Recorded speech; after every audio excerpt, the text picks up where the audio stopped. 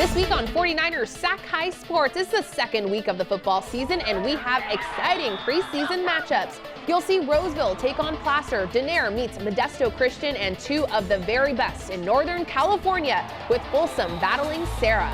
Volleyball action includes the big-time matchup with Tracy and Escalon. Plus, we'll share the story of the Intercom football coach and how the team plans to continue his legacy. 49ers Sac-Hi Sports starts right now.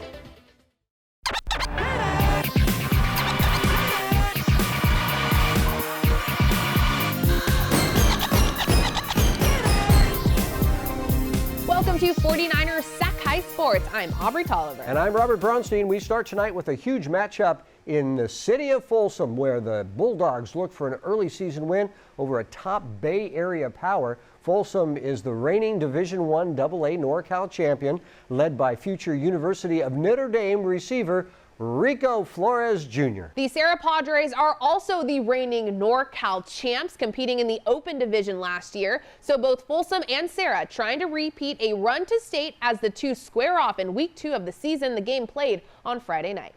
The Sarah Padres taking the 130-mile trip to face fellow NorCal power Folsom. First quarter was all defense, a battle for first downs. RJ Witten with a nice tackle there. No score after 1. Second quarter now, Austin Mack takes over as Folsom's QB1. The 6'6 quarterback throws a dart to a cutting Rico Flores Jr. The Folsom drive ends in a field goal. It's 3-0 Bulldogs. 4 minutes later, Sarah puts together a nice drive. Danny New runs into his line and then pops right out, sheds a few tackles, and is off to the races. That is a very nice pickup, and it leads to a Sarah Padre touchdown. Jabari Mann punches it in for a 4-yard tutty. It's 7-3 Padres. Folsom on its next possession. Mack to an open Brian Ray III. He takes a whole bunch of Padres with him, and Folsom is able to end this drive in the end zone. Mack attack to a wide open Donovan Maxey Parlor, and Donovan dives into the end zone. The Bulldogs go back on top 10-7. The Padres are quick to respond. Ialiuki Smith drops back and throws a dime deep into the end zone to Jaden Weber, and Jaden hauls it in. The Padres have the 14-10 lead at the half. Second half, the Sarah defense stronger than ever. Sam Goligoski, the senior DN, with a great game for the Padres. It's 17-10 Padres in the final frame. Sarah with the fumble. DJ Brown recovers it, and that gives Folsom a shot. Facing 2nd and 25, Mack to Flores Jr. Rico sheds a tackle, and Folsom would eventually pick up this first down. Here, less than 5 yards out, a touchdown could tie this game up, but the ball is fumbled, and Alexander Atkins recovers it. That seals the deal, and it seals a Sarah Padre win 17-12. The final in Folsom, the Bulldogs fall to 1-1 on the season. Brian Mueller saying hello from Modesto Christian Friday as they look to improve to 2-0 while it's the season opener for Denair. Smooth sailing for the Crusaders early. Elmo Wartson takes the handoff, gets the corner. He's gone for a 33-yard score, 7-0 MC. Later in the quarter, Elmo with an encore. This time goes to the other side, an 18-yard TD. The Crusaders are cruising 13-0. To the second now, different quarter, same result. Ray Corral Jr. finds Wartson right up the middle. It's a hat trick for the senior, and it's only the second quarter, 20-0. After Denair gets on the board with a TD, Corral going back to the air. Jeremiah Bernard makes the catch and keeps his feet in bounds. 26-7 Modesto Christian with 34 seconds left in the half.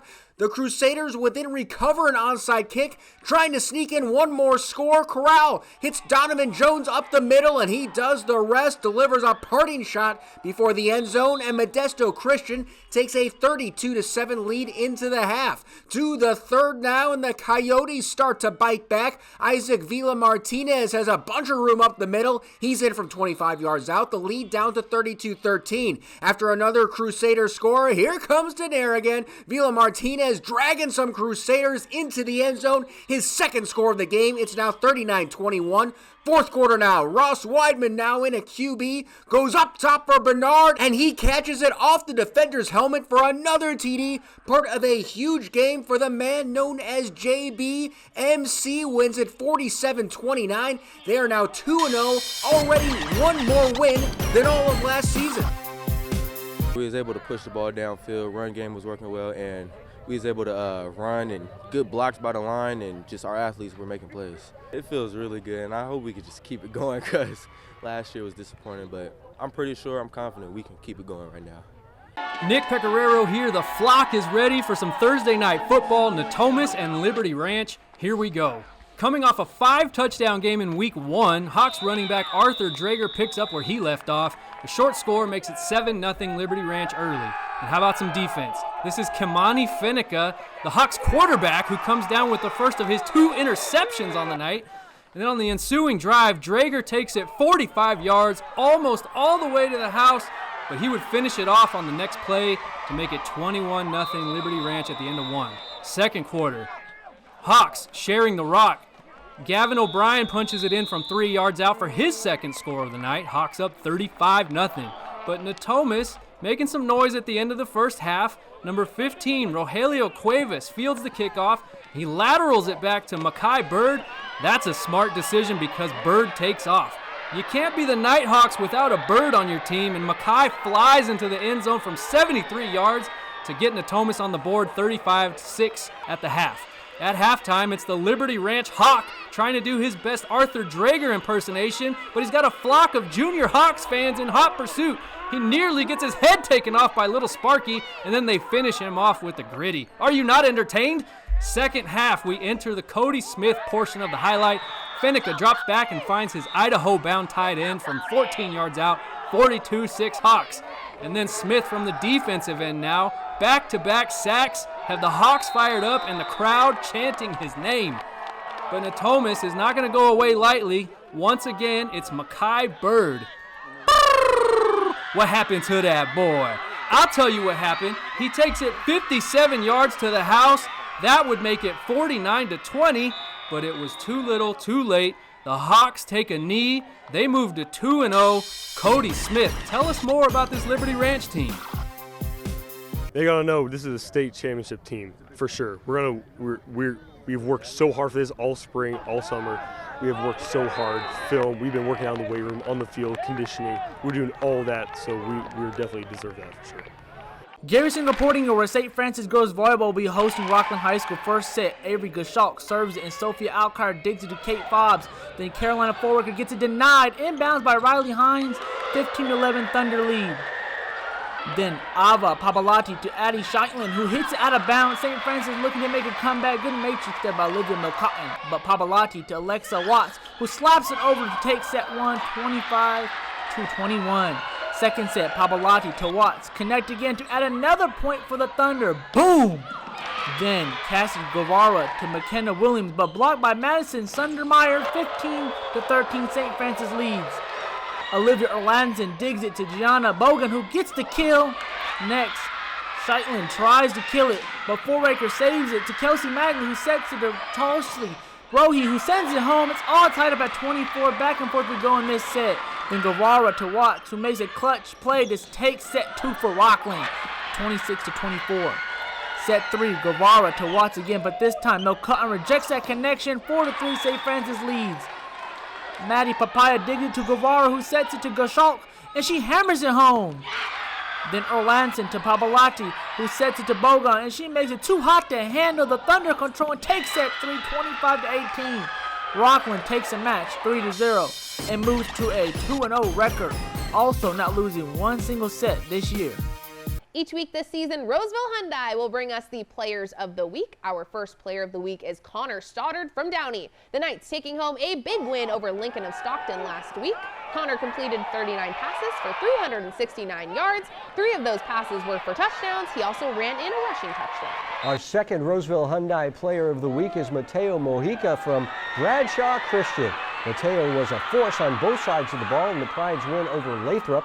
Mateo scored twice, tallying up 141 rushing yards on offense. Mateo led his team with 11 tackles. Mateo Mojica and Connor Stoddard, the Roseville Hyundai Players of the Week. SMUD is also a proud new sponsor of 49ers Sac-Hi Sports this year, and each week SMUD shows us how to save energy. Here is this week's Clean Power City Tip powered by SMUD. I'm Damani Johnson from Indercombe High School, and here's this week's Clean Power City Tip. Eat and shop local, like your local farmers market, to reduce transportation emissions. SMUD is leading the nation in clean power. Learn more at cleanpowercity.org. Coming up, our first SunPower Electric game, Antelope takes on Elk Grove. 49ers Sac-Hi Sports. We'll be right back. Summer's in full swing. Remember, SMUD's peak hours are 5 to 8 p.m. weekdays when electricity use is the highest. Shift some of your electricity usage to mid and off-peak hours when it costs less and renewable energy is plentiful. It's good for your bill, protects the environment, and helps our community too. Let's work together to save energy this summer. Learn more at smud.org/time of day. Commitment, performance, pride. Roseville Hyundai is thrilled to be the feature sponsor of this week's Sac-Hi Inspirational Athlete of the Week. Your contributions on and off the field give us great pride in our continued effort to support the community. Come see the electrifying new lineup at Roseville Hyundai. From EVs and hybrids to our fuel cell vehicle, Hyundai Nexo. We've got you covered. Claim yours today. Welcome back to the NBC Sports Studio here at Levi Stadium. Both Antelope and Elk Grove are looking to bounce back from tough Week 1 losses. Elk Grove fell to a talented Granite Bay team, but no rest for the weary as the Thundering Herd face another strong competitor. That's right. The Antelope Titans are the reigning league champions and are hoping to get in the win column for Week 2. Antelope and Elk Grove in our first SunPower Electric game this week. Our Mark Willis was there. Electric game.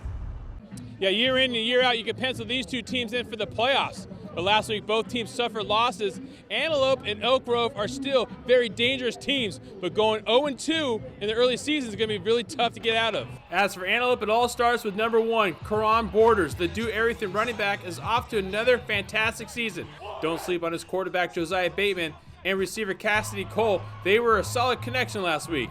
As for Elk Grove, it's all about the running game and their huge offensive line, led by Stanford commit Simi Pale, James Minot, and Brandon Sullivan to lead the charge. Elk Grove has young running backs and quarterbacks as well, led by David Hale and Wayshawn Parker, and of course running back Mason Vasquez to do the damage with the ball. These two teams have only met once. Antelope with the victory 21-20.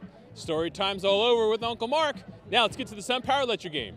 It was Salute the Service Night in Elk Grove, and these fans were all in and fired up to take on the Titans. And so was this team. Second play from scrimmage, Mason Vasquez slams in from 5 yards out. Thank you, Mr. Ref, for the signal. It's now 14-0 Elk Grove when Karan Borders got rolling up the middle and whoop! Spins off to the would-be tackler. He's gone. 57 yards later, Borders is in. The explosive back, 121 yards in the game. Then Elk Grove's quarterback David Hale keeps himself and scores from a few yards out, 21-7 Herd. Elk Grove back with the ball. This time they pitch it out to Micah Williams, who scampers outside, hits the wide open hole, and is gone. Great blocking downfield, and Williams just gets in 34-7 at the half. In the third we go, David Hale with the option, and he decides to keep it himself, and the super sophomore is on his way to the promised land. Touchdown, Thundering Herd. Antelope punting now. This time it's Wayshawn Parker back to receive it.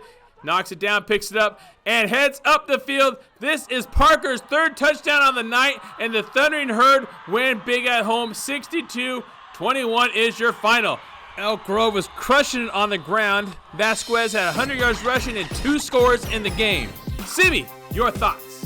Oh, it was good to kind of shake the jitters off and kind of come out hot, man. And it felt really good, man. It felt really good. And the team is really lively today, and it's just awesome, man. In Elk Grove for the SunPower Electric game, I'm Mark Willis, 49ers Sac-Hi Sports. Brian Mueller saying hello from Woodland Christian Tuesday night where they hosted Bradshaw Christian. The Cardinals coming out red hot in the first set. Alexis Weiss with the dig, then Allie Nugent puts it on a tee for Riley Zuniga, who smashes it for the kill. Woodland Christian with the early lead, but the Pride pounce back later in the set. Emerson Patterson handles the serve. Then Mackenzie Tatterin does a little sneak attack for the score. BC up 16-12. Set point, Patterson with the bump. Tatterin not doing anything tricky this time. Just a good old-fashioned fastball from Jocelyn Feaster to secure the set 25-17. In the second, Woodland Christian gets off to another good start. Weiss all over the serve. Nugent plays it right back to her, and a little finesse from the Cardinals for the point. But the Pride keep the pressure on. Patterson on the dig. Tatterin to Elizabeth Sim, and it's Sim City on the point for BC. They're up 9-5. Later in the set, it's the Tatterin-Patterson connection again. It produces another point to make it 21-18. Bradshaw Christian would take the set 25-21. To the third now, Tatterin plays this along to Patterson, and she places this perfectly for Megan Brown off the net and in. Pride up 7-4. Match point now for BC, and Tatterin scorches this serve for the ace winner. Bradshaw Christian wins it in straight sets. Brown leads the way with 10 kills. Coming up, McNair travels north to take on Sacramento. But first, take a look at our Sac Joaquin Section Top 10 Girls Volleyball poll presented by Tracy Toyota.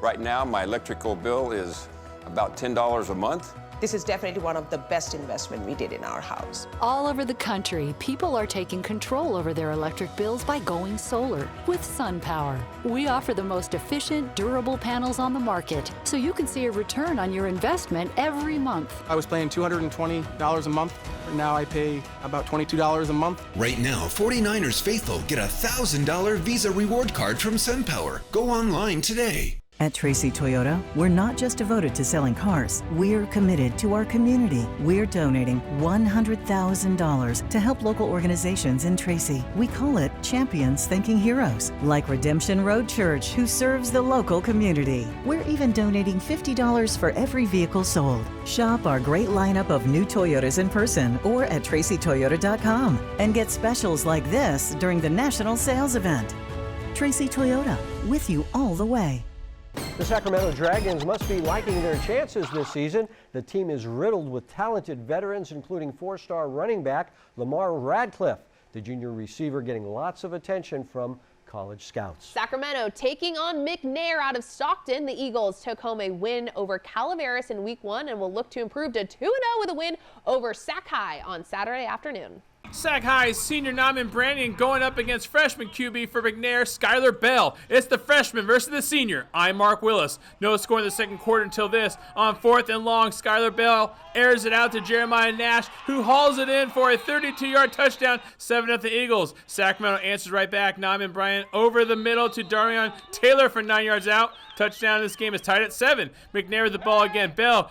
Dude, he likes this Nash guy. He throws it up to him, and this time he snatches this 52-yard bomb deep into Dragon territory. One more time, Bell to Nash on the slant. Get used to these two guys working together this year. 17 yards out, 14-7 Eagles. Bell again with the ball, and this time he hits Amari Long, and watch him rumble all the way down to the 2-yard line. It's a gain of 55 yards for the Eagles. McNair gets in the end zone once again, this time from the ground. Robert Crawford up the gut. He is in from 2 yards out. PAT good. 21-7 Eagles at the half. Third quarter Sac-Hi answers. Brannion back to pass. His speedy receiver is Devin Stevens over the middle. Right in stride. 55 yards later, it's a pitch and catch touchdown. 21-14 McNair with the lead. Sac-Hi had a hard time keeping these two out of the end zone. Bell looking for Nash. And again, the two hook up. Nash weaving his way in and out for a ton of yards. Are they going to get him? No. He's in for his third TD of the day and racks up 187 yards as well. Sacramento needs a stop, and they get it by deflecting the pass in the air. Showball Barksdale over the Dragons comes down with it, and they're in business.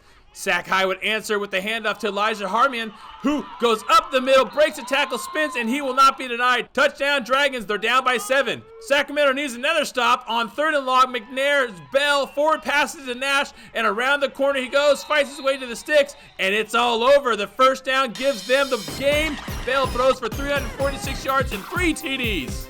Honestly, I just want to go undefeated if we can, and in anything, just try getting deep into the playoffs. Every week we bring you stories of inspirational athletes overcoming the odds. With the start of the football season, every team has plenty of motivation going into the year, but as Brian Mueller reports, the Inderkum Tigers have some additional inspiration in 2022 that goes well beyond the field.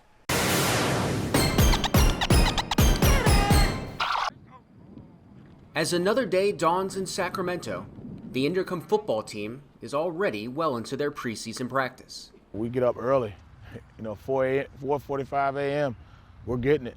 And just like the sun in those early morning practices, Inderkum is on the rise. Though the Tigers' future is bright, there is a shadow cast on this 2022 team. They're playing without Coach Grimes. Greg Najee Grimes was killed in a downtown Sacramento shooting on July 4th. He was 31 years old and a father to a 5-year-old son. It was devastating, and it took its toll on us. My mom came in my room, she told me, I woke up crying. Because at first I was confused, then I heard about it, I started, crying and stuff. Everybody was hurt about it. Grimes was a standout football player at Inderkum. Graduating in 2008, he became the first Inderkum player to get a D1 scholarship, playing 4 years at Boise State. I was very happy for Greg, and he had a great career at Inderkum and went on to do well at Boise State. So, and I supported him 100%. To see our son out there and hearing his name on the speaker, Grimes on the tackle, Grimes on the tackle, Grimes on hit, stop by Grimes. That was exciting. That was, we were like, oh my gosh, After his college days, Grimes came back to Inderkum and coached the D-line. He brought in the grit, he brought in the responsibility, he brought in the optimism, he brought in the worldliness, he brought everything, one package. He showed me all my D-line techniques. He showed me how to fire up that ball, get my hands in their chest. He showed me all that, all the tricks he used to do on the same exact field. But to only talk about Coach Grimes would be a disservice to the man that Najee was. He affected a lot of young people here. He would talk to the players about affirmations and so forth.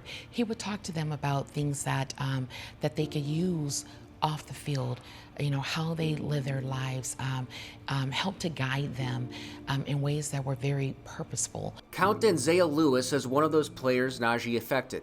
The Inderkum sophomore is also Najee's cousin. Najee was someone that you could always look up to, anytime you're down, anytime you needed filled with hope, he was there for you, He was always there.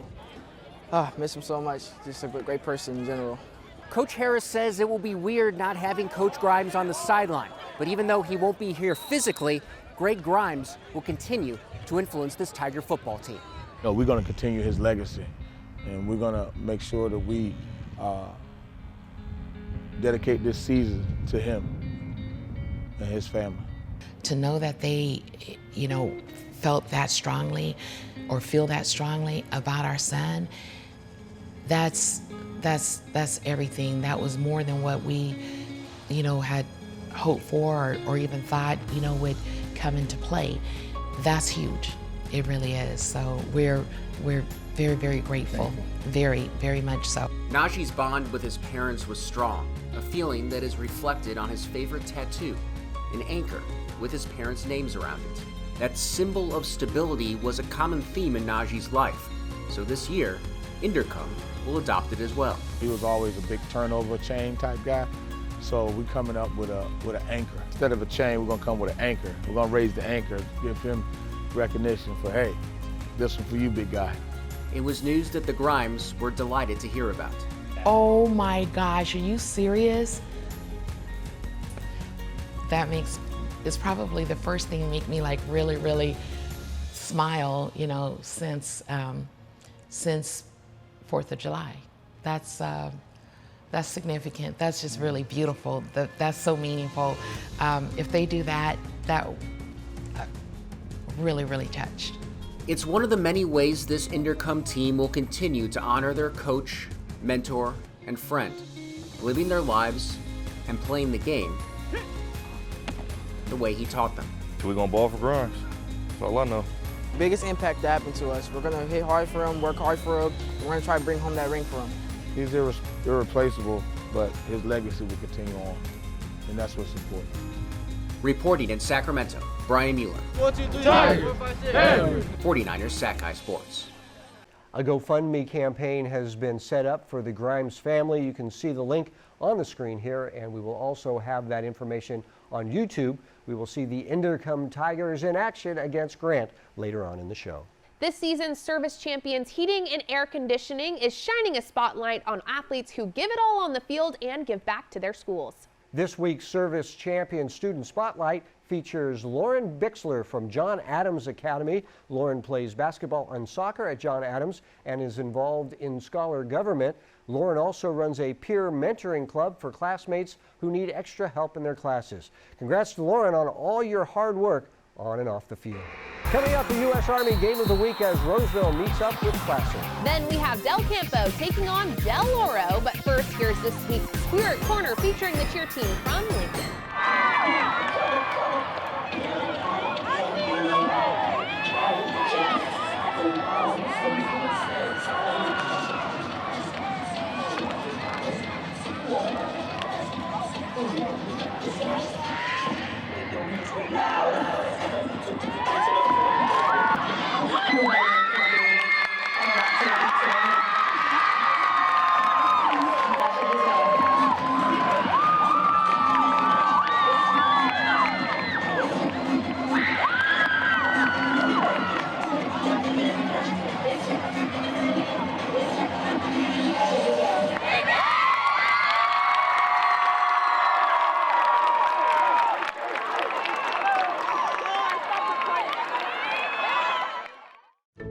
Young Tommy was born a champion and always up for a challenge. He pursued the patience, persistence, and problem-solving skills he still uses today at Service Champions. We're now offering $88 AC tune-ups with a free water heater safety inspection. High five service, champion attitude. Your comfort is a puzzle that Service Champions will solve. Call 800-5-CHAMPS.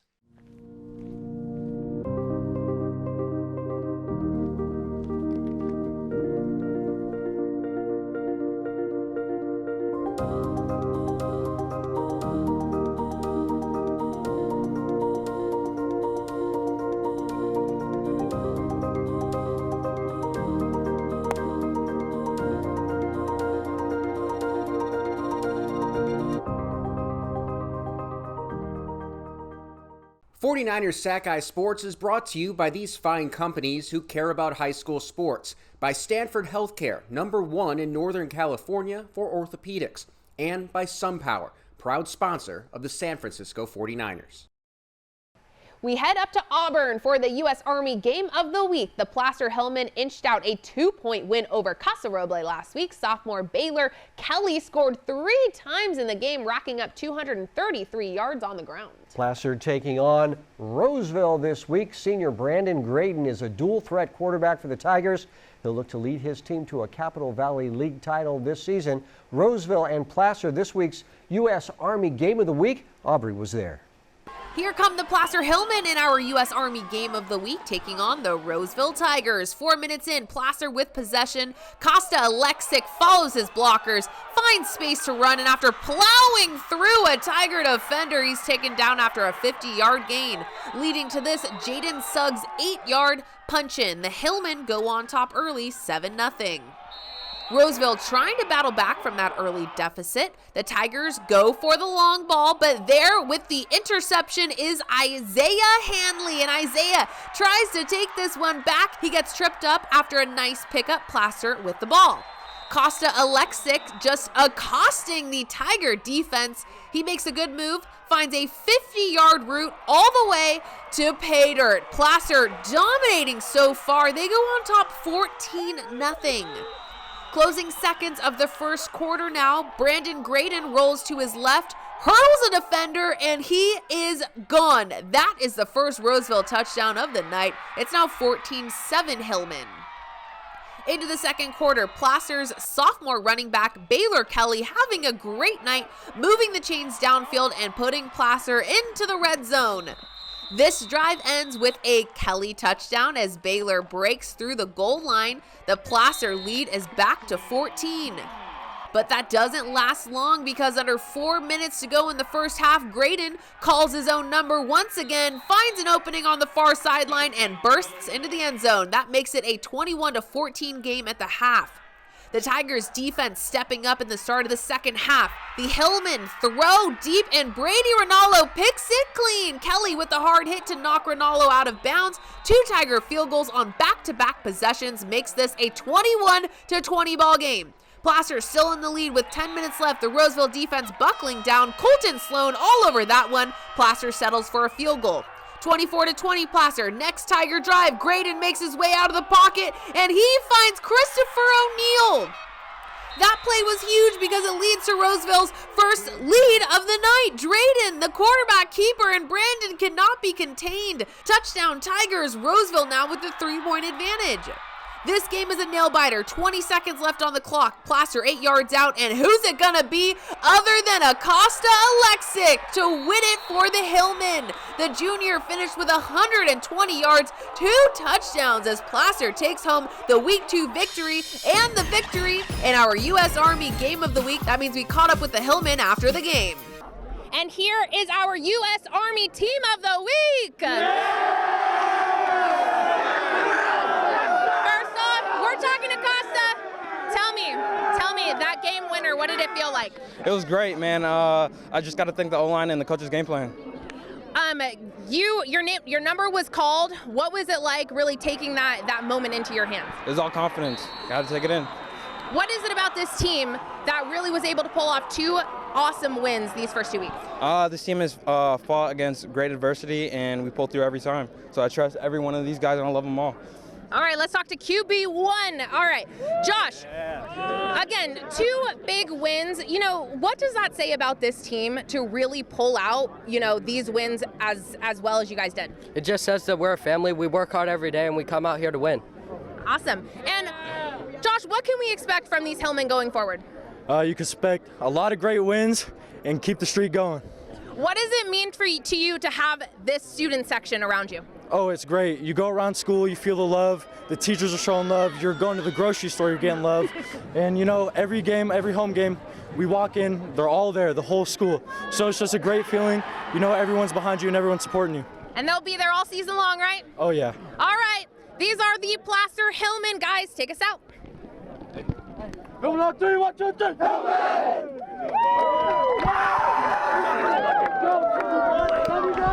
Brian Mueller in Loomis on a Thursday night to see Del Oro host Del Campo, and it's the Golden Eagles striking first in the Battle of the Dells. First drive for Del Oro, Kainoa Asia takes the handoff up the middle, and he is gone. A 57-yard TD run. It's 7-0, much to the delight of a very colorful black hole. The Cougars trying to answer. Angel Reyna tosses it up for Richard Johnson. He comes down with it and has some room to run. Going sideline to sideline, he will not quite make it to the end zone, but a 78-yard play sets up Del Campo at the Golden Eagle 2. But Del Oro would not let them pass any farther. Reyna can't find anything, gets sacked by a convocation of Eagles. The Cougars would miss the field goal attempt, so it's still 7-0. Less than a minute left in the first quarter. Caden Pinnick, biding his time, finds his running back, Asia, in the end zone, his second score of the game. It's 14-0. Second quarter now. Del Campo trying to get on the board before the half, but it's going the other way.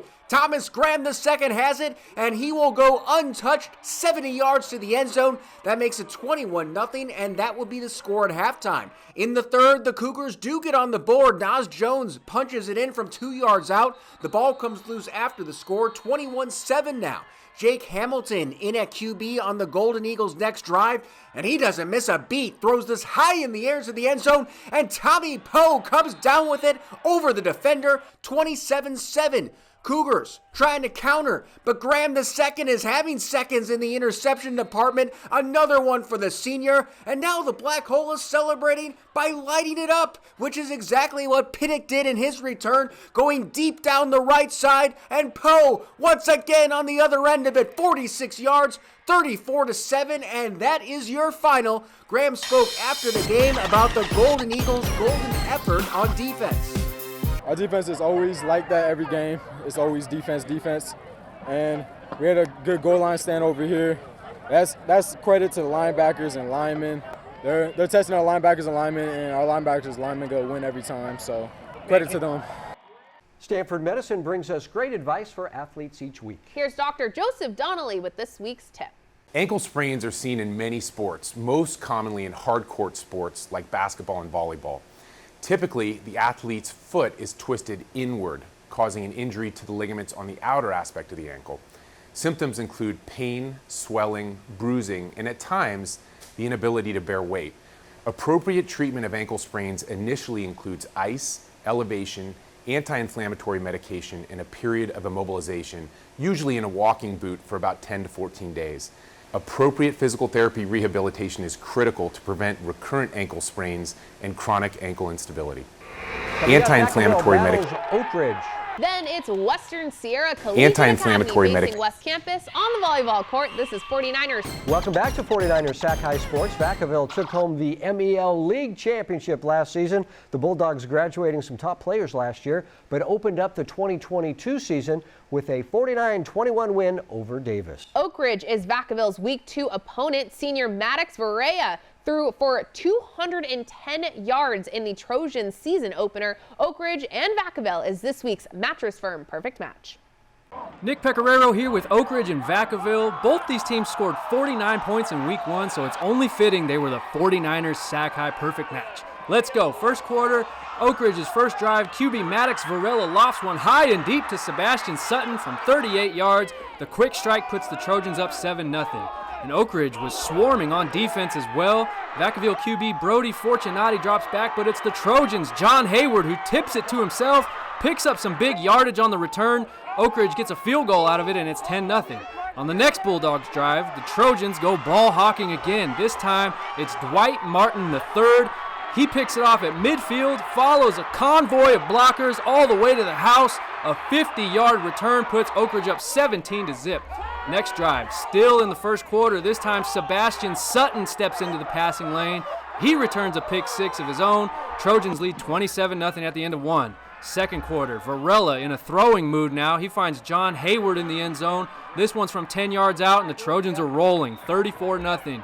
Oak Ridge, with several guys doing things on both sides of the ball. Varela dumps off a short pass, and Dwight Martin III does the rest. The third, with his second touchdown of the night, a 40-yard scoot makes it 41-0. And Oak Ridge isn't done yet, folks. This time, it's a running score as Jake Hall gets into the action, 48-0.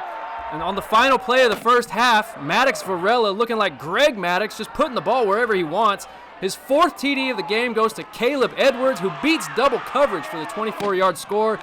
The Trojans win 62-0, back-to-back shutouts to start the season. I was impressed with our passing game. Last game we didn't get a chance to show it, but this week we did. Maddox was money, and Coach had a great game plan. 2 goose eggs, 2 games in a row. That's a great plan by our defensive coordinator and guys out there balling. Western Sierra traveled over to West Campus the last time these two teams met. It was the D4 quarterfinals, and the Wolves won that one. So West Campus would like to get a little revenge here. Kira Larson with the service ace early in the contest. She had 4 in the match. Whisk it down early, looking to come back in the first. Long shot was blocked here by Desiree Grady for the Warriors. Then Melina Fragata says to Kayani Aya, and over to Margot Mogota. And the lefty trashes this ball inside the back line. West Campus takes the first set. In the second set, West Campus with the service. Nice return here by the Wolves, but the Warriors, Sophia Barnes, gets up and gets the block for West Campus. The Wolves on the return now. Lauren Johnson digs it out and over to Frances Deladata. who sneaks it past the defense for the score. West Campus with the serve now. Wisco responds. Deodato over to Willow Davis, who smacks it for the point. Wolves down 10, but the Warriors take game 2 as well. Adrian Demetria bumps it over to Tina Hernandez. She sets Fragata over to the cross-court winner. West Campus is looking good. In the third set, nice effort by Western Sierras. Francis Deodato, who gets it to this ball, bumps it over to Lauren Johnson.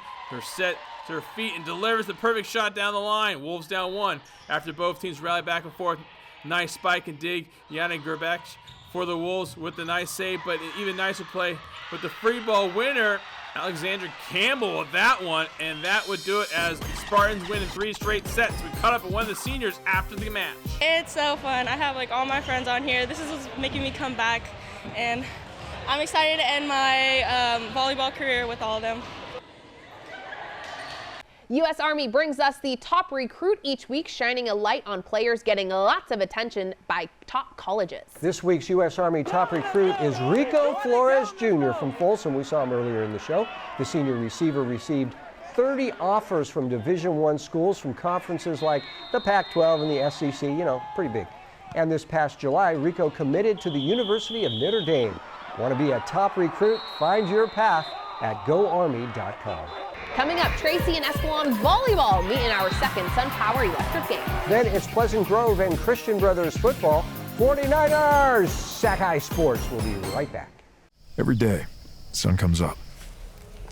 And right on cue, the work begins. We start every morning, knowing full well we're in it for the long haul. Our work is a labor of love. No task too small, no moment uncherished. And although we're not often thanked, we rest knowing that our work is making a brighter future. This is more than milk. Brought your baseball glove to basketball practice, but turned out to be football practice? Game on, junk sleep. During Mattress Firm's Labor Day sale, get a king for the price of a queen or a queen for a twin and save up to $700. Plus, a free adjustable base with qualifying Sealy purchase. You can't put a price on good sleep, but it's better on sale. Mattress Firm. Tracy area sports coverage is presented by Tracy Toyota off Freeway 205 in Tracy, with you all the way. Our second SunPower Electric game this week is a battle between two of the best volleyball teams in the South. Escalon is the reigning Division IV section champions. The Cougars were so dominant they didn't give up one set in the section tournament. Tracy came up just shy of a section title but returns some key players, as our Nick Pecoraro tells us. Tracy and Escalon in our second SunPower Electric game. Electric game. Nick Pecoraro here in the 209. We've got our first SunPower Electric game for girls volleyball this season. And it's a solid matchup between two annual section title contenders, Escalon and Tracy. Over the last 2 full seasons, these two programs have reached championship status, Escalon in D4 in 2019 and 21, while Tracy won it all in D2 in 2019 and was the section runner-up last season. Escalon returns seniors Emily Vickers, Gianna Bava, and Riley Ladig, while Tracy boasts returning seniors Gianna Palmer, Mariah Buggetti, and NYU committed Chloe Lemons. The players are getting ready, the fans are ready, I'm ready. Are you ready? It's our SunPower Electric volleyball game. Here we go. The Cougars looking to improve to 6-0 this season, while Tracy's playing their first match of the year. First set, Tracy gets out in front early thanks to great service from Ling Han, but Cougar senior Mallory Burhorse has back-to-back aces up her sleeve to put Escalon up 17-16. More Cougars. Riley Ladig sets Gianna Bava. They call her G-Money, and she cashes in right there. And then it's Emily Vickers diving on the floor for the dig and getting the point to fall with the soft touch. And then she hustles over to save the cameraman's life from impending volleyball doom. Escalon takes set 1, 25-19. Tracy trying to rally back in set 2. Taylor Gardner sets Chloe Lemons, who gets the friendly roll off the net. We'll call that one a Lemons drop. But it's Bava closing out the second set, 25-15 with an ace, much to the delight of the Escalon faithful. Cougars up 2 games to none, but here come the Bulldogs. Gianna Palmer gets a big palm on this one, and then it's Mariah Bugatti going deep into the back row to put this one away. Tracy goes up 12-7, and then Lemons finishes out set 3 with a hit that's too hot to handle, and the Bulldogs are back in it with a 25-23 win. Fourth set, Tracy's up 20-19, but Faye Hernandez gets dirty in the back row to keep the point alive. Tracy tries to stuff it, but Vickers comes up with the excuse me point to tie it at 20. Momentum back to Escalon, and then Vickers closes it out with an ace on match point. The two-time defending section champion Cougars are looking strong early on. Everyone is doing their part this one, and like we have outsides and right sides that put the ball away, our middles are blocking, and our defense is just it's insane this year. Hopefully we make a run in state this year. We're gonna go farther than normal. Garrison reporting where it's the Battle of the Birds. The Christian Brother Falcons host the Pleasant Grove Eagles. Let's get things started off with the Falcons quarterback Deacon Holden, who tosses it to Phillip Bell. The sophomore running back takes it up the sideline. He's speeding past all the defenders, eventually making it into the end zone for the first points of the game. 7-0 Falcons lead. Then the Eagles looking to return the favor, but PG's QB gets sacked by all types of different Falcons like Cooper Jennings and Liam Go. Second quarter, Cole Davis steps back and launches a bomb that gets tipped but still reeled in by Xavier Porter, making it look acrobatic. The score is 10-7 Christian Brothers at the half. Third quarter now, Holden and Bell keep it cooking with another toss for a touchdown in the third. 17-7 Falcons lead. That's Bell's second of the game. Later on in the same quarter, Christian Brothers defense doesn't stop either. The Groves quarterback swallowed up again, but this time by Landon Howard. Then Holden with another quick toss to guess who? Yes, Bell, who just keeps on ringing the touchdown bell.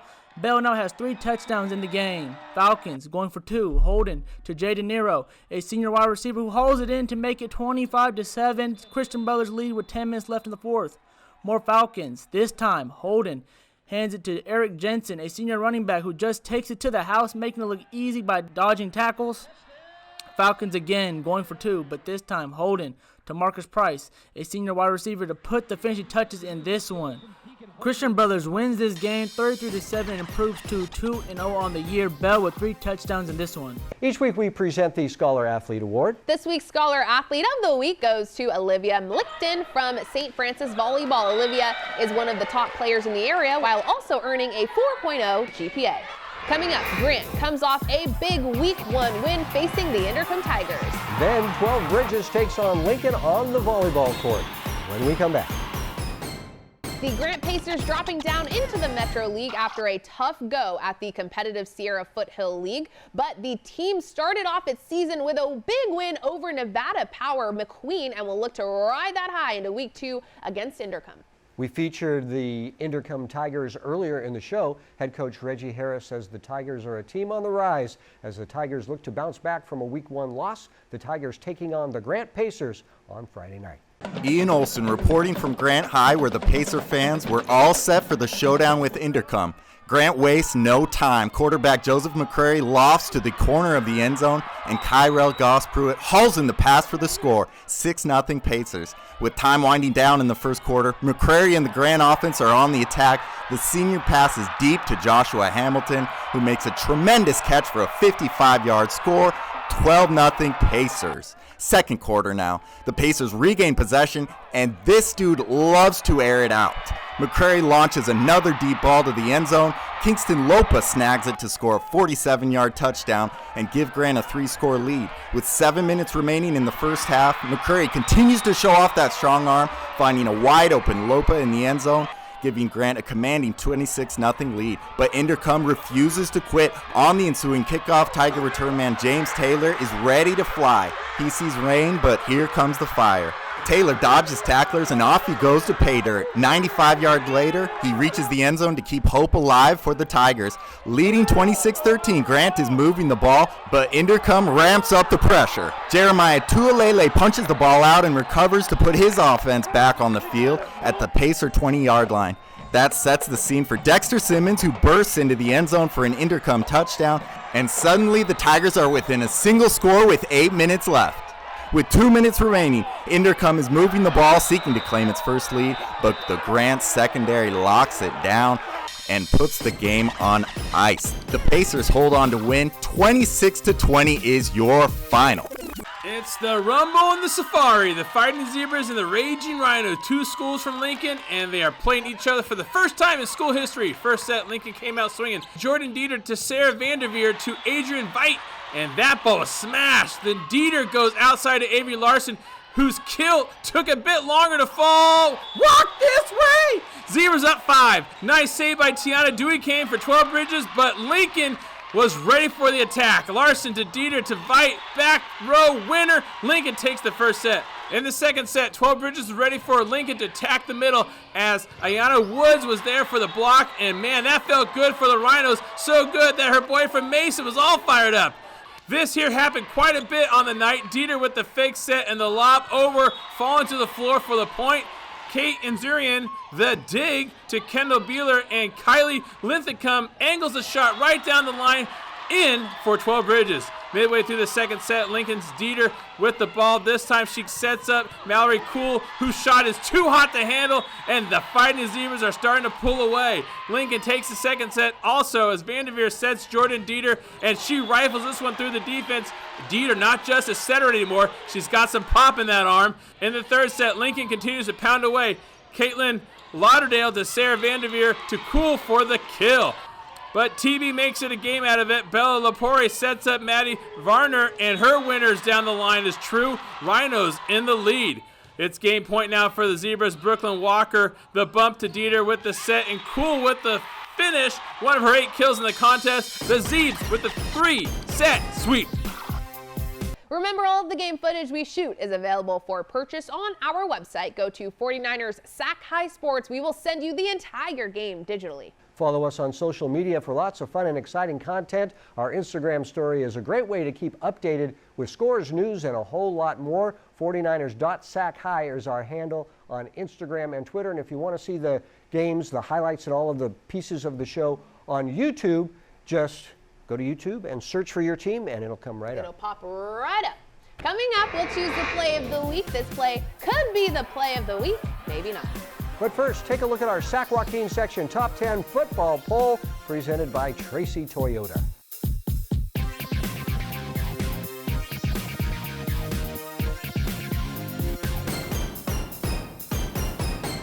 Time now for the play of the week. This is a play that we thought was really good. Yes, very good. It was better than any other play in the whole week. And we sat down and we said, this should be play of the week. You'll see a whole bunch, though, before leading up to it. And then how do we say that? We get the crazy. Play of the week. Is there a crazy guy that does that? There is a pretty crazy dude. It's the madman, Mark Lewis. He's back again this year. Here is the play of the week. You so crazy. Only 3 plays this week. At number 3, Del Oros, Thomas Graham II with the pick 6. Rolling, rolling, rolling. Keeping Eagles rolling. Look at him strolling. Right.